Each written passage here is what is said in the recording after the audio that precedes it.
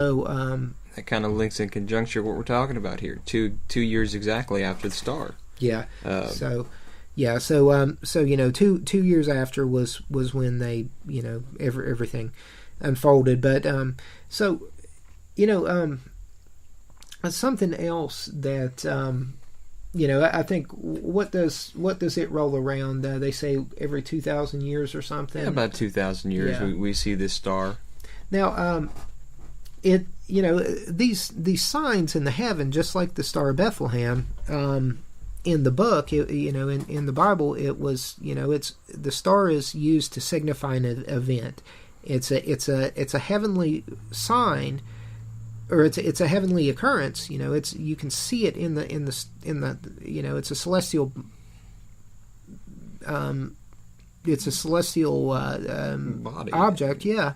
But and it's not so much a body, because I think and again, I'm not an astronomer, but mark-correll sort of breaks down how the Star of Bethlehem is basically created, because it's actually, I believe, three heavenly bodies sort of in conjunction, so that we see it as one here, and that's what makes it so bright.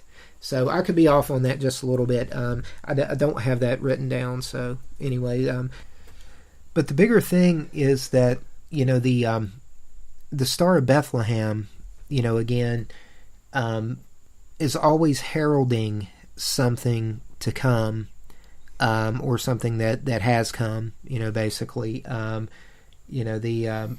the whole thing from Abraham all the way to to Jesus, and then with it, this time around on 2015, which they all agree that that the Star of Bethlehem occurred, but if that's the case, then what's around the corner, and what does it have to do with Israel?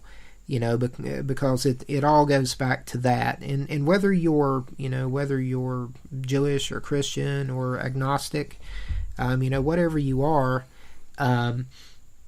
it's there are place markers. There are points in time when this occurs, and then a significant event around it occurs. So again, if you're not into the religious thing, then it may mean nothing at all to you. But something that's interesting, and this is kind of where it gets a little confusing when you try to do the math with everything. But in 1917, the Balfour Declaration, was where basically England said, the land belongs to the Jews. So, they were given their domain back, their land. And then 50 years later, in 1967, on a Jubilee, and with the Jubilee, what happens, the land returns back to, or that inheritance returns back to the original owner. So if you lost it, it comes back to you. And so on that Jubilee year in 1967, the Six-Day War occurred, and Israel basically again took back its land. Now, Israel, I guess something that's important with that as well is that, Israel also in 1947 sort of fulfilled another part of the scripture where, once Israel became a nation again, and in the manner that they did become a nation, then, Matthew 23:24, it says something like, this generation shall not pass, until basically the return occurs again. And that's kind of neat, but it's not just there that we see it in the Bible. if you're an agnostic or things like that. There's also, Charlie pointed out, there's some strange things that also are occurring, that we're seeing through the media. And Charlie's going to talk a little bit about that, about how, all throughout the media, whether it's religious or whether it's entertainment, whether it's an action movie. Yeah, go ahead. Yeah, just a lot of it. It actually kind of blew our minds when we start looking into how this date has always been lined up. Like Sean was starting to say there, you have a 70-year generation in the Bible, and 60 or 57 when they became a nation there. 47. 70 years after that, just happens to be 2017, a whole generation. So is it to say that, an event's going to happen in 2017 where they once again get their land back? Yeah, and that's right. I didn't mention that, that a generation considered 70 years. Mm-hmm. So, okay. And that's also important. But to get getting back to the media, we're seeing so much of this darn number in the media. Just to get in a couple here, and if you haven't got to look into this, definitely type it in, see what all comes up, because like I said, we just kind of dipped our toes in it, and this is all we've found so far. Tomorrowland, I don't know if y'all watched the movie, but it came out in 2015, and in Tomorrowland there was a counting clock, and right before they took the clock away, it says 9:23. Kind of crazy. It could be nothing, but like I said, that's just one part of the media there. Now, where is it also connected? Evan Almighty, of all movies, in 2007, when he was going over the dates in Evan Almighty, it was backwards, but it was 23/9 when they were going over the weather. I don't know if you remember that scene, but if you didn't, look it up. Even stuff like something so like The Pet Detective. Well, wait a minute. What didn't Morgan Freeman also say something about wait till 9:23 in that as well? Wasn't that in Evan Almighty where Morgan Freeman was? He said something like, "Wait till that day, and then you're going to see," or something like that. Yeah, you're going to see. So I mean, if Morgan Freeman says it, maybe we should just end it here and just say, "Hey, it's probably happening." But, even like The Pet Detective, he's going back in time to save humanity, and even then, you got to watch it, but it links 9:23 in there. Something that I thought was really cool. 12 Monkeys, the series 12 Monkeys. It specifically says in the showing 9:23 on the map there. It's something else, guys. There's a lot of different times where it just kind of connects there. Whether or not it means anything, like I said, it's just kind of crazy. But we've seen media depict things before.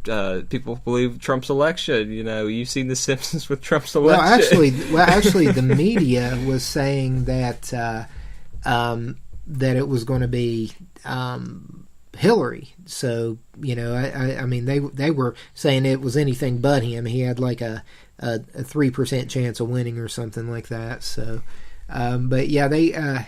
I don't know. Yeah, there's definitely a lot of signaling out there, but to what it is, who knows? I mean, is it going to be significant? Something like another war? Are we going to see some things now? Another part of it with the Great Red Dragon. That something that was interesting. After he saw the sign of the woman in heaven, he says, and there appeared another wonder in heaven, and behold, a great red dragon, having 7 heads and 10 horns and 7 crowns upon his head. Now, there is, basically an explanation later on where this angel basically says, the water that you saw, the beast rising out of, later on, I believe it was in Revelation, maybe 13, I think. Let me see here. I think it was Revelation 13 where it says that. But yeah, it's it's basically, it says, "And I stood upon the sand of the sea and saw a beast rise up out of the sea, having 7 heads and 10 horns." So in Revelation 12, we're seeing this same 7-headed, 10-horned dragon, which, is whether you want to call it the beast, or whether you want to call it a one world order. Something happens around this September 23rd date, and links to the government. Some people say between September 21st and September 23rd, that we kind of saw that there were references between the 21st, because the way the calendar works with Jewish, the Jewish basically it's based on a lunar cycle. So it starts basically at sundown. So it's going to be pretty interesting, and being that we're so close to it, we're not going to have to wait long to. Heck, it may be long past before you even actually hear this episode. So hopefully, if we're not all here, we're all in a better place after this. But there were just some interesting things that really correspond. So like they say, if he's describing a point in time, it's this point in time. In addition to something else I want to point out, is in addition to Virgo being in the skies and all of this, right up from Virgo, there is also basically a serpent constellation, and so we'll put the sky map up there and show everything, how it all breaks down. But after that, there's some interesting points as well. After the September 23rd date in the Bible, because if that, it's not in the Bible as September 23rd, but after this, once this sign in heaven occurs, then we see what happens is that it says. And she brought forth a man-child who was to rule all nations with a rod and iron, and her child was caught up to God and to his throne. And the woman fled into the wilderness, where she hath a place prepared of God, that they should feed her there 1,260 days. So if you divide that by 365, 1,260 days by 365, you get 3.45. So if we roll up, round up, round that 5 up, then it's 3.5 years, which is right on the money as far as the tribulation goes. Now, something else that is interesting, and I don't have it pulled up here, but it also in Revelations it talks about trumpets. As these trumpets are blown, certain things happen. Well, what happens, around the September 23rd date? The Feast of Trumpets. Mm-hmm. So, and it's just there are some really interesting correlations there. But I'll let you dig into. I'll let talk about, man. Yeah, well, that's the thing. It's kind of, there's a whole lot to talk about. It's just so much to take in and so much to see, and then you have it from all different angles that it just really is hard to break down. But check out all of the information. Check out those videos. Those guys break it down way better than we could with a podcast. So if you're listening to this on Blueberry, or if you're listening to this on Spreaker, jump over to NeoCrusader.com podcast. NeoCrusader.com/podcast, and then just check underneath the media player there. But there's also something that. Another sort of scripture that kind of goes along with it, and I kind of wanted to talk to you about that because just the other day you kind of came in, 2 days ago, and you were like, dude, I had craziest dream. This crazy dream. And that kind of is something else that's being fulfilled, because, that in Acts it kind of says that,